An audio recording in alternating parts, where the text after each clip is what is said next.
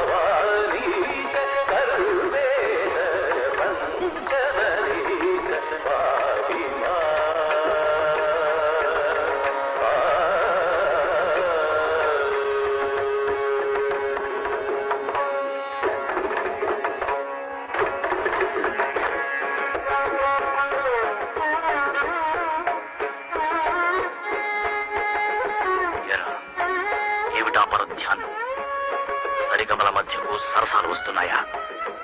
అదే ఆ హరిజన పిల్లతో సరసాలు, లేక మానవ సేవ గుర్తొస్తోందా? నిన్నేనా అడిగేది? ఆ మానవ సేవ గంగలో కలిపేసి ఈ స్వరాల సేవ చెయ్యి.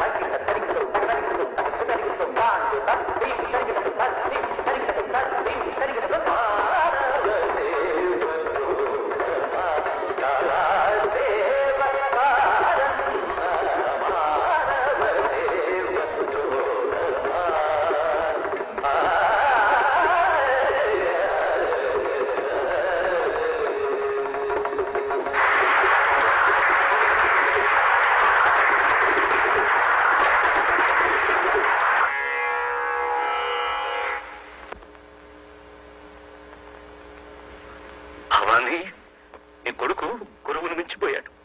గురువు గుండెల్ని తన్ని తరిమేసేటంతగా మించిపోయాడు. సంతోషించు, సంతోషించు.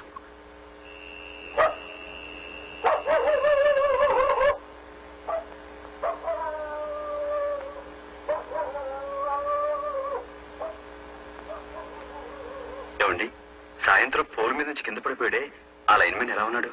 చచ్చిపోయాడండి. చచ్చిపోయాడా? అవునండి, అరగంట ముందు తెచ్చుంటే బతికేవాడని చెప్పారండి డాక్టర్. ఆడి చావుకి బతుకి అరగంట దూరం అన్నట్టు అయిపోయిందండి. ఇక దేవుడే ఆడి పెళ్ళాన్ని పిల్లల్ని ఆదుకోవాలండి.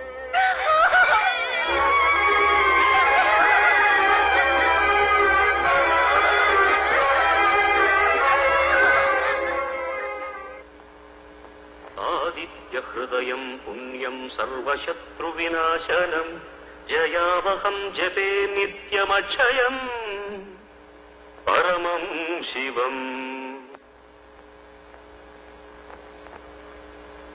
రాత్రంతా ఎక్కడుండి వస్తున్నావు? మైలపడి వస్తున్నావా?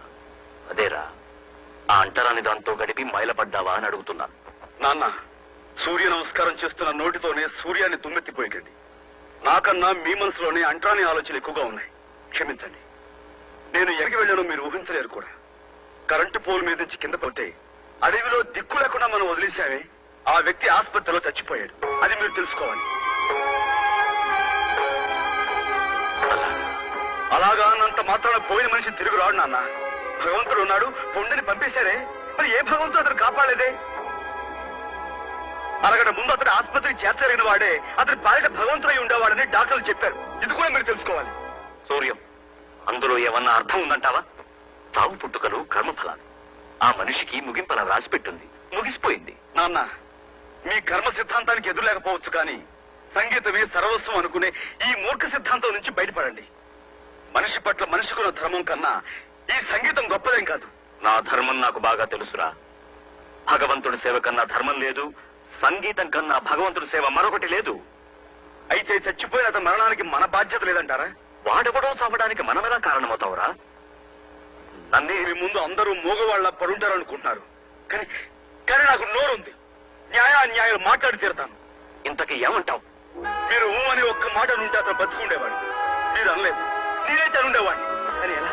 నేను కొడుకుని, తండ్రిని కానీ. కాబట్టి అతని చావు కారణం మీరే అతన్ని చంపారు. మీరు ఒక హంతకుడు. కన్న తండ్రిని దుర్భాషలాడేంత పెద్దవాడి వైపోయావా నువ్వు?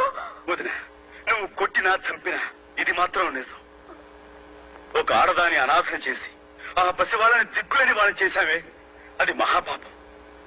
ఆ పాపానికి నేను బాధ్యుణ్ణి.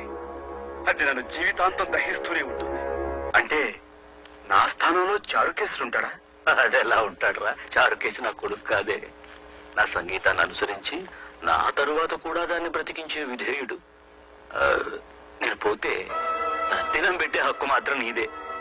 అది చారుకేసి కాదు. నాన్న, మీ సంగీతానికి వారసుని నేను కానా? అదెలా అవుతావురా? నువ్వు ప్రేమించే జీవకళల ముందు ఈ బెలహరి గణపతి శాస్త్రి సాధించింది ఏమీ లేదురా.